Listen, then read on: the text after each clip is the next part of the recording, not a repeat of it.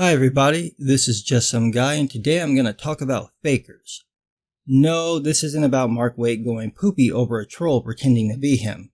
This is about people using fake names, or as Frank quietly might say, a pseudonym. So it turns out that our new Marvel editor-in-chief Cebulski wrote a bunch of comics in the early 2000s under the name Yoshida Akira, or for American speakers, Akira Yoshida. I'm not really seeing a problem with this. People use fake names all the time.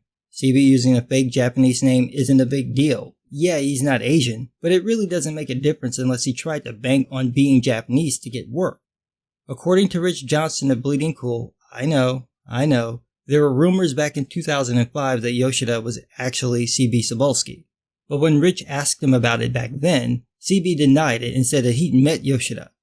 Rich says, quote, "I contacted some people who were mentioned as having worked with Akira and who received pitches. But while they denied receiving any such, didn't want to be named or referenced back then." That sounds really weird, and not just because of the poor editing. He went on to say, quote, "And then I spoke with Marvel executives, who told me simply that they had met him in the offices, as CB alluded to. And then there were people who swore blind they had met him. Mike Marks confirmed that he definitely had lunch with him." So that sounds like a lot of weird stuff, but nothing conclusive. It really doesn't seem like that big a deal, but Rich explained the problem. Quote, "Why is this an issue? Well, Marvel Comics at the time had made it a policy not to allow Marvel staffers to write or draw comics, or at least if approved, not to get paid over their salary for doing so. Previous to Joe Quesada being made editor-in-chief, editors used to write comics for the other editors' departments, often reciprocated, and it was seen as a corrupt practice. If CB Cebulski was getting other editors to hire him as a writer, he had an advantage over others, and that also meant that he may be lying to his employer, or that his employer was making an exception. So yeah, that looks bad. Like, really bad. Rich goes on to whine though about how problematic this was. Quote, "Akira Yoshida, presented as a Japanese writer, wrote about Japan and created Japanese characters, locations, and themes that, if it had been Cebulski, would be problematic.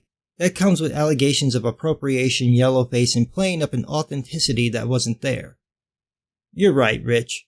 Anytime a white guy writes about Japanese characters, it's cultural appropriation. Using a Japanese pseudonym as yellowface. Come on, this is silly. Of course non-Japanese people can do this. Now about this playing up the authenticity. Rich says, quote, "Yoshida was hired by some to provide an authentic Japanese voice, and as much of a massive fan of Japanese culture as Cebulski was, with family in Japan and living in Japan off and on since he was 20 years old, and who began his professional comics life editing manga, he just wasn't that." Okay, I'll give you that, but only if Marvel really did hire Yoshida thinking he was Japanese and would bring an authentic Japanese voice. Because we all know you just need one Japanese person, because they're all the same and have the exact same authentic Japanese experience. But because it's Bleeding Cool, I don't trust what I read. So I went digging and found a comic book resources article from 2005 saying that, quote, "Yoshida grew up in Japan reading manga. Since his father was in international business, he spent parts of his childhood living in the US, where he learned English by reading superhero comics and watching TV and movies. As a child, the writer said he always wanted to work in either the Japanese manga or the American comic industry. Fortunately, he's had the privilege of doing both as an adult. Yoshida started his career in editorial at a small Japanese publisher called Fujimi Shobo." Well, yeah, that looks bad. I mean, technically it's not a lie. CB did grow up reading manga and spent time in Japan. He did edit manga professionally. He totally could have learned English from reading superhero comics. It's possible. I'm almost not bothered by this, but the plot thickens. This whole thing broke news again because Image Comics brand manager David Brothers tweeted about the rumor. "Geez, what's with the haterade, brothers? What did CB do to you?" Ooh. Do you know Axel Alonso, brothers? Is that it? I'm just asking because it looks really convenient that this goes down just weeks after CB got the job. All conspiracy theories aside, this whole thing isn't good for CB. According to Rich, CB created this fake identity, not just the name, while getting ready to leave Marvel. He got gigs at Dreamwave and then Dark Horse and then suddenly found Marvel reaching out with the job. Instead of coming clean to the Marvel editor, CB kept lying, and then he did this. He hired a Japanese translator to pose as Akira Yoshida and meet people from Marvel, including his bosses. So the guy Mike Martz had lunch with and all these other people remember meeting were conned by a body double. Wow. First, I gotta give him props for Punk and Marvel. The kintama on this man. Just give him a round of applause. Come on. It's so beautiful. I mean, CB was so committed to pretending to be Japanese, he hired a kagemusha. So apparently this reveal came after Marvel already had CB in line for the editor-in-chief position. They basically let it slide until Brothers and Rich, or really probably Axel, brought it back up again. Rich did contact CB for a comment, on CB's first day on the job no less.